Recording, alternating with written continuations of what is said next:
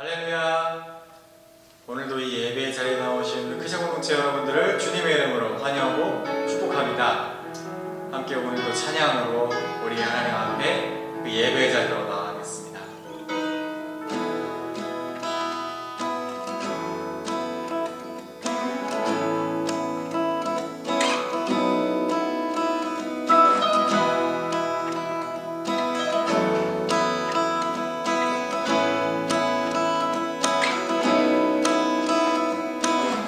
나를 향한 주의 사랑 산과 바다에 넘치니 내 마음 열 때 주님 나에게 참 자유 주셨네.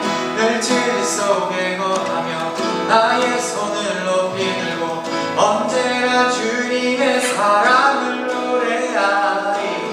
나를 향한 주의 사랑 산과 바다에 넘치니 내 마음 열 때 주님 나에게 참 자유 늘 진리 속에 거하며 나의 손을 높이 들고 언제나 주님의 사랑을 노래하리.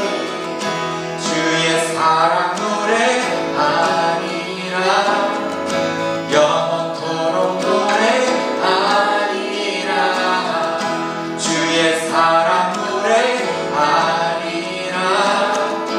영원토록 노래.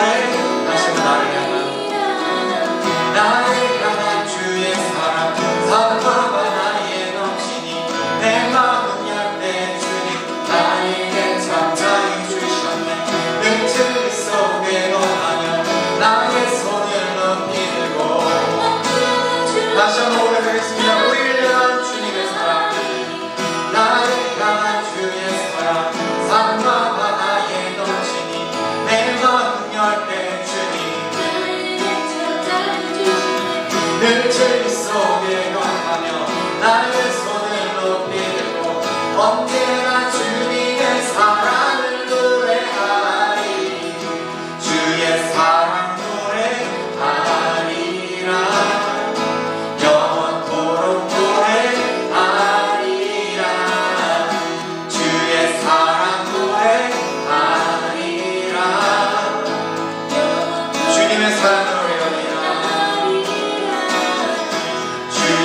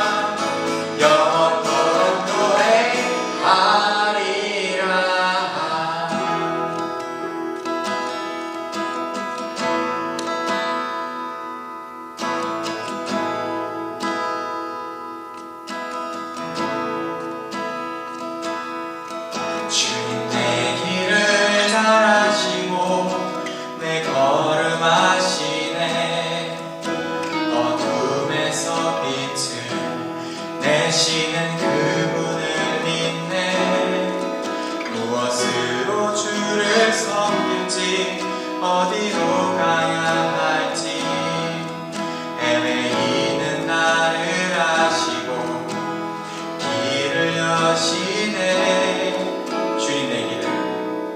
주님 내 길을 잘 아시고 내 걸음 아시네. 어둠에서 빛을 내시는 그분을 믿네. 무엇으로 주를 섬길지 어디로 가야 할지 헤매이는 나를 아시고 길을 여시네. 내 삶은 주의 것, 내 삶은 주의 것, 온전한 신뢰를 주께 드리네. 보이지 않아도 믿음으로 걷네. 주 영광 바라보며 주만 따르네.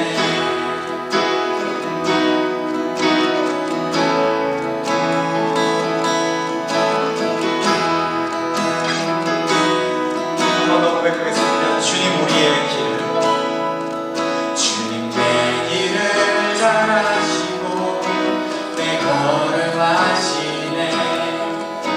어둠에서 빛을 내시는 그분을 믿네. 무엇으로 주를 섬길지 어디로 가야 할지 헤매이는 나를 아시고 길을 여시네. 내 삶은 주의 것, 내 삶은 주의 것, 온전한 신뢰를 주께 드리네. 보이지 않아도 믿음으로 걷네. 주 영광 바라보며 다시 한번 고백하겠습니다. 우리의 삶은, 내 삶은 주의 것, 내 삶은 주의 것, 온전한 신뢰를 주께 드리네. 보이지 않아도 믿음으로 걷네. 주 영광 바라보며 주만 따르네. 좁은 길을 따르라. 승리의 주 영원한 생명 되시네. 도란 중에 순종을 배워가며 너의 모든 삶 맡겨드리라. 내 삶은 주의 것, 내 삶은 주의 것, 온전한 신뢰를 주께 드리네. 보이지 않아도 믿음으로 걷네. 주 영광 바라보며 한 번 더 우리의 삶은 주님의 것입니다. 내 삶은 주의 것, 내 삶은 주의 것, 온전한 신뢰를 주께 드리네. 보이지 않아도 믿음으로 걷네. 주 영광 바라보며 주만 따르네. 이 시간 앞에 우리의 삶을 고백하기 원합니다. 하나님, 우리의 모든 삶이 주님의 것이고 우리의 삶의 모든 길을 하나님 인도하십니다. 그 은혜에 휩싸여서 그 은혜에 귀감겨서 하나님 이끄시는 그 은혜의 삶을 경험하기 원합니다. 주님 이 시간 우리에게 말씀하여 주시옵소서. 그 마음으로 이 시간 우리 앞에 기도하겠습니다. 순간순간이, 우리의 삶의 모든 순간들이, 모든 것들이 주님 안에 있다고 주님 고백합니다. 하나님, 예수 그리스도의 그 은혜가 우리의 삶을 휘감고, 예수 그리스도의 그 사랑이 우리의 삶을 일으켜 세우고, 예수 그리스도의 그 은혜가 우리의 삶을 휘감아서 그 은혜가 우리를 인도하는 그 삶을 경험하기 원합니다. 하나님의 손 안에, 하나님의 인도하심에 우리의 삶을 맡겨드리고, 주님의 그 말씀의 길 위에 우리의 삶을 올려놓습니다. 하나님, 그렇게 우리의 삶을 인도해 가실 때 믿는 자에게 아버지, 믿는 자에게 능치 못함이 없는 그들을 경험하기 원하고, 믿는 자들에게 예수 그리스도 인도하심이 사망을 이기고 죽음을 이기고 우리의 삶의 모든 상처를 이기고 그 모든 어둠을 이기는 그 선하신 역사하심을 경험하기 원합니다. 그 승리하심을 경험하기 원합니다. 하나님, 특별히 그 인도하심이 우리 청년들의 삶 가운데, 이 시대를 살아가는 우리의 삶 가운데 가득하고 충만하기 원합니다. 한치 앞이 보이지 않지만, 세상은 그 누구도 우리의 삶을 이끌어주지 않지만, 오직 하나님께서 우리의 삶을 이끌어주실 때 그 은혜에 순종하여서 충만하기 원합니다. 주님, 오늘도 말씀하여 주시옵소서. 사랑하는 우리 예수님의 이름으로 기도드립니다. 아멘. 이 시간 하나님의 말씀을 봉독하겠습니다. 요나서 4장 2절 말씀입니다. 여호와께 기도하여 이르되 여호와여, 내가 고국에 있을 때에 이러하겠다고 말씀하지 아니하였나이까? 그러므로 내가 빨리 다시스로 도망하였사오니 주께서는 은혜로우시며 자비로우시며 노하기를 더디하시며 이내가 그 시사 뜻을 돌이켜 재앙을 내리지 아니하시는 하나님이신 줄을 내가 알았음이니이다. 아멘. 고인노냐입니다. 먼저 우리 주일 예배 안내입니다. 이제 보완 조치로 9시, 11시 예배를 30명까지 드릴 수 있게 되어서 사랑방이 돌아가면서 예배 드리게 되었습니다. 매주 그 전주에 안내되니 우리 크샤 청년들도 잘 참고하셨다가 크샤 순서 때 오셔서 함께 우리 예배 드리기 원합니다. 두 번째, 우리 교회에서 구약 성경 통독을 시작합니다. 전교인 대상으로 2월 7일 주일부터 시작해서 하루 2장씩 구약 창세기부터 시편까지 봉독할 예정입니다. 세 번째로 연말 정산입니다. 기부금 영수증 필요하신 분들 사무실로 신청해 주시면 받아가실 수 있습니다. 큐티 생명의 삶 2월호 온라인으로 신청받고 있습니다. 우리 강준혁 전도사님 사택 1층으로 이사 오셨고요. 헌금 계좌 안내입니다. 우리 크샤 청년들도 계신 곳에서 우리 하나님께 준비한 예물 함께 드리며 나아가길 원합니다.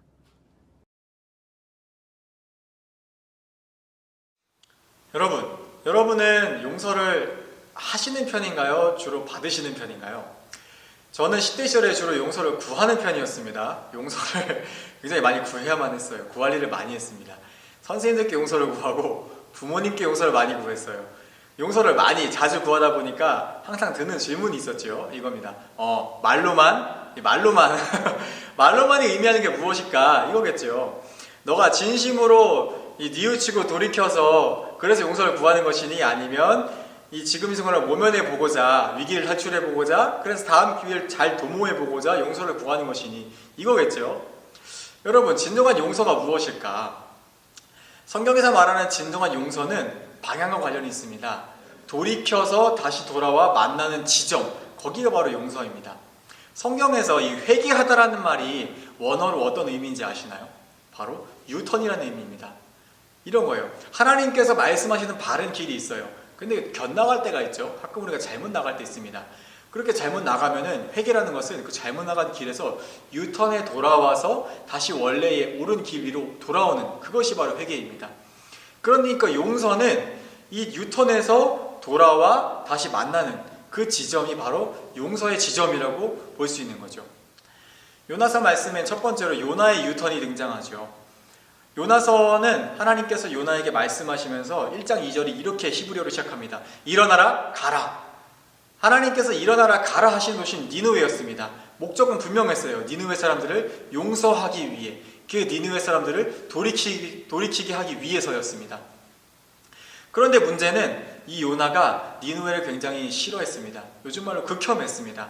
왜냐하면 니느웨는 아수르란 나라의 수도였는데 이 아수르란 나라가 이 당시에 주변국들을 흡수하고 폭력으로 힘을 행사하고 약탈함으로써 이 힘을 키워갔기 때문이에요. 급속도로 팽창해 갔습니다. 그런데 그 중에 피해국 중에 하나가 바로 요나의 이스라엘이었어요. 요나의 입장에서는 굉장히 싫어할 만하죠.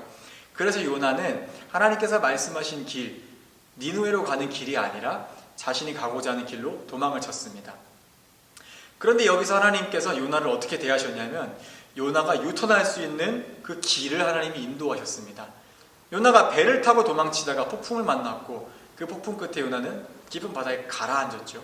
그리고 깊은 바닷속에서 큰 물고기에게 잡아먹힙니다. 저희야 지금의 입장에서 보면 요나가 하나님께서 요나를 큰 물고기 뱃속으로 인도하셨다 생각했겠지만 잡아먹힌 요나 입장에서는 그냥 나 죽었구나 그냥 잡아먹히는 거예요. 한마디로 말하면 성경에서 요나가 큰 물고기 뱃속에 들어갔다는 건 요나가 죽었다라는 말과 똑같습니다. 그때 요나는 물고기 뱃속에서 이렇게 기도하죠.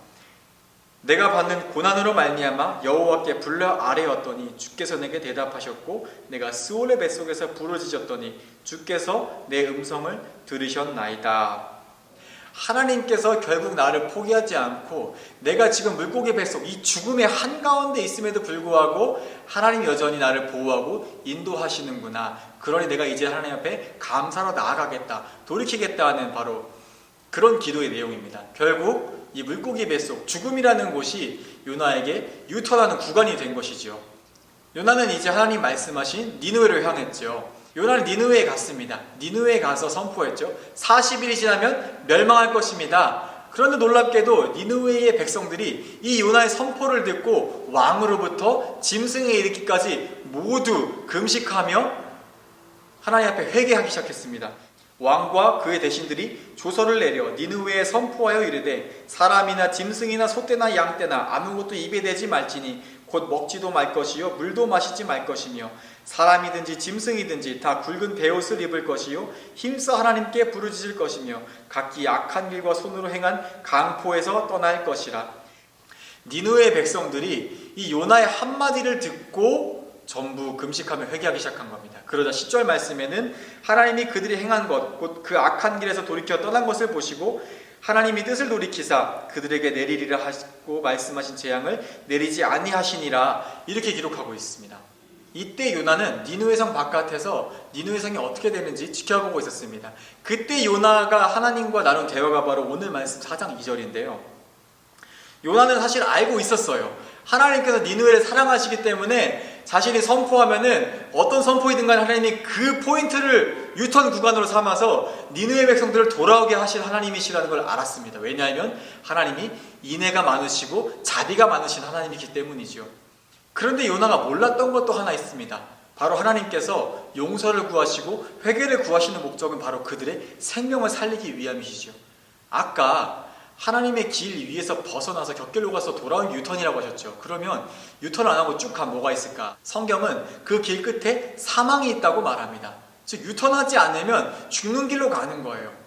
신약 성경에도 이 돌이킴과 회개에 관한 저희가 너무나 잘 아는 유명한 비유가 있습니다. 무엇일까요?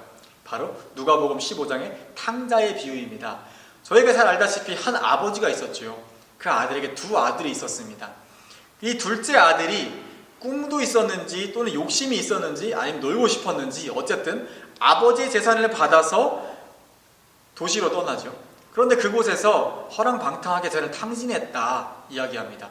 그리고 그곳에서 굶어 죽게 되었을 때 둘째 아들의 돌이킴이 오늘 말씀 누가복음 15장에 이렇게 시작됩니다. 스스로 돌이켜 이르되 방향을 전환하기 시작했다는 거죠. 그러고 나서 이에 일어나 아버지께로 돌아가니라, 유턴해서 돌아가니라 이렇게 기록하고 있습니다. 이게 바로 회개하다와 동일한 표현입니다. 그렇게 해서 돌아갔습니다. 이때 아버지의 모습이 하나님의 용서가 무엇인지 너무 잘 보여주고 있어요.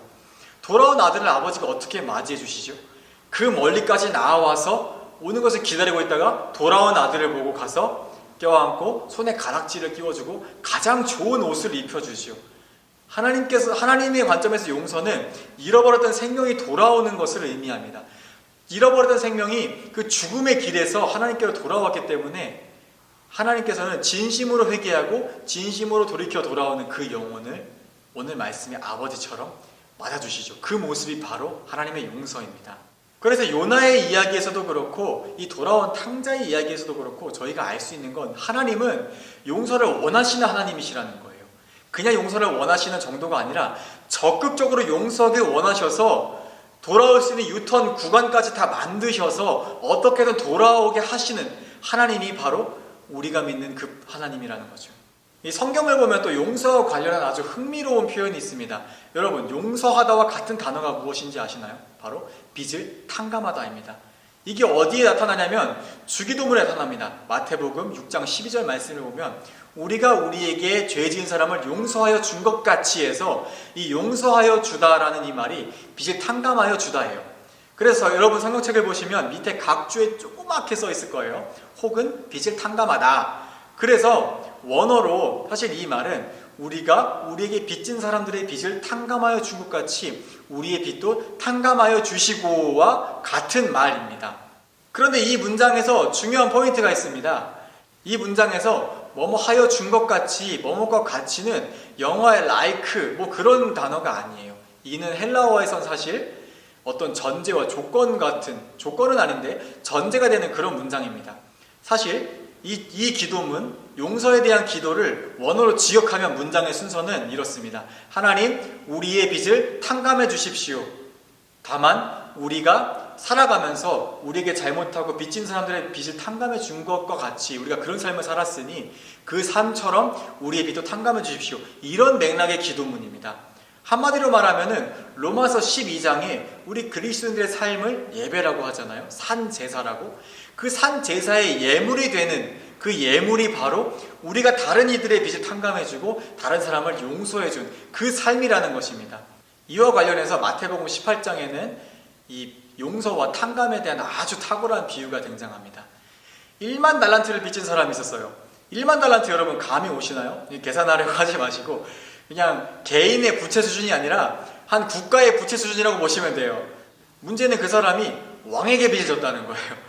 아니 왕의 빚이 안 갚을 수도 없잖아요. 그래서 이 사람이 고민을 했죠.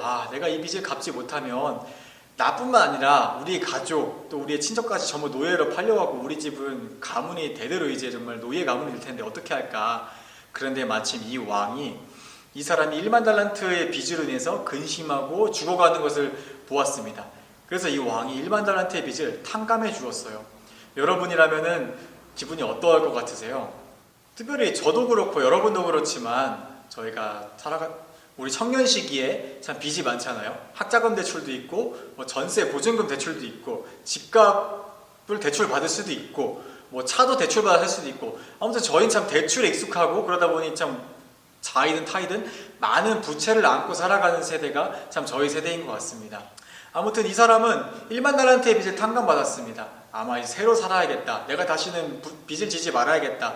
여러 가지 뭐 결단을 했겠죠. 그러고 집에 가고 있었는데 가는 길에 자신에게 100데나리온, 한 100만 원 정도 빚진 사람을 만났어요. 그런데 이 사람이 자신에게 100데나리온 빚진 사람 만나자마자 멱살을 잡더니 어서 이 빚을 갚으라고 마구 때리고 독촉했습니다. 그러자 100데나리온 빚진 사람은 내가 이 빚을 반드시 갚을 터이니 조금만 기다려달라고 요청을 했지요. 그런데 이 1만 달란트를 탕감받은 사람은 기다려주지 않고 100데나리온을 빚진 사람을 데려가서 그 자리에서 법적으로 고소하고 감옥에 집어넣었습니다.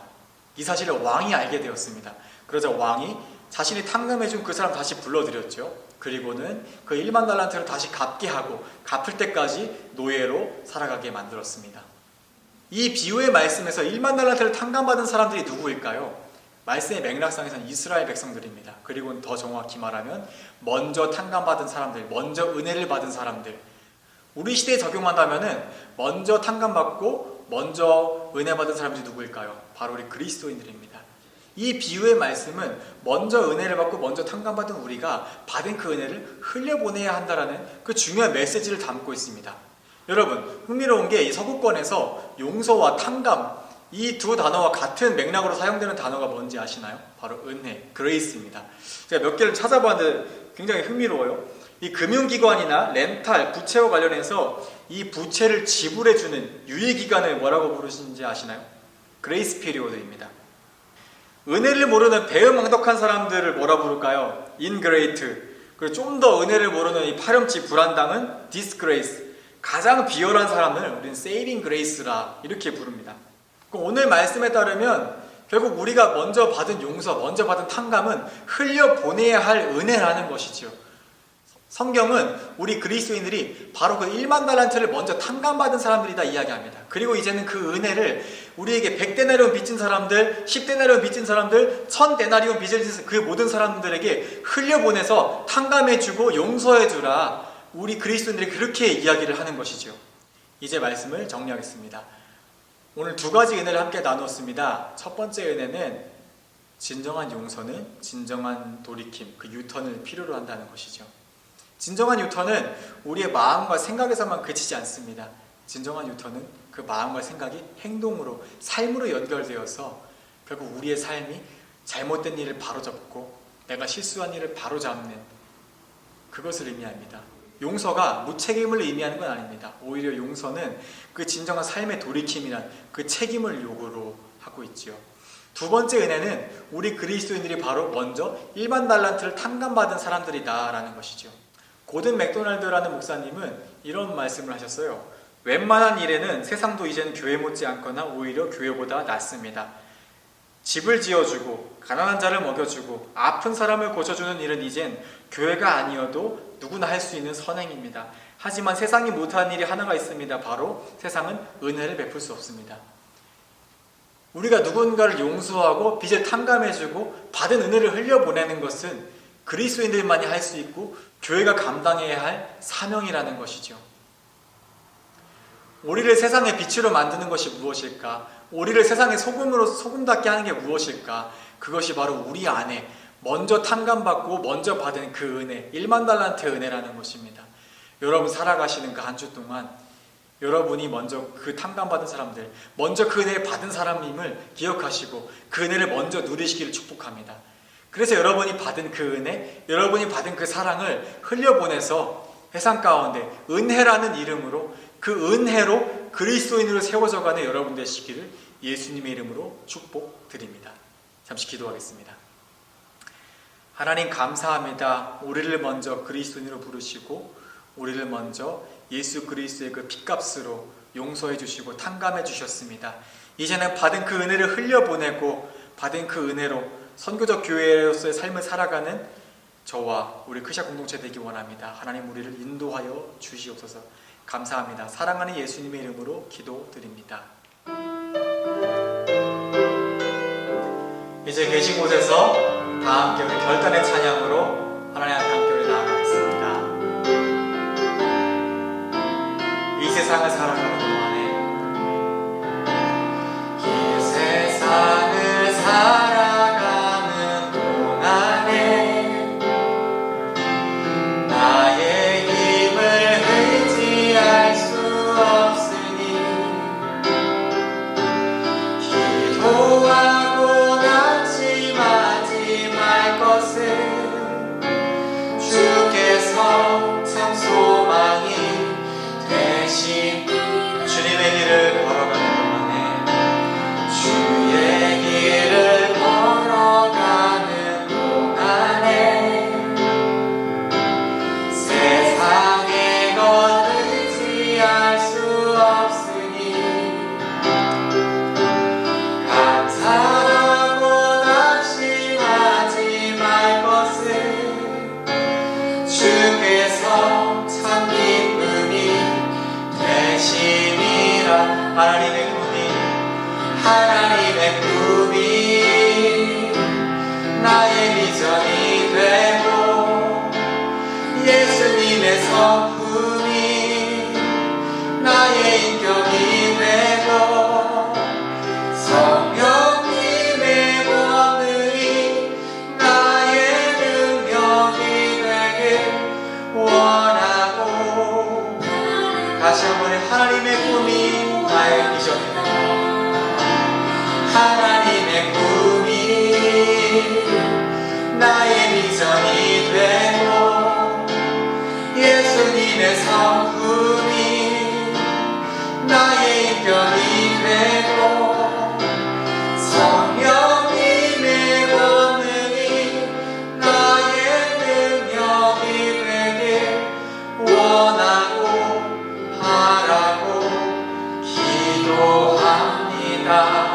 하나님께 영광의 박수 드리겠습니다. 할렐루야.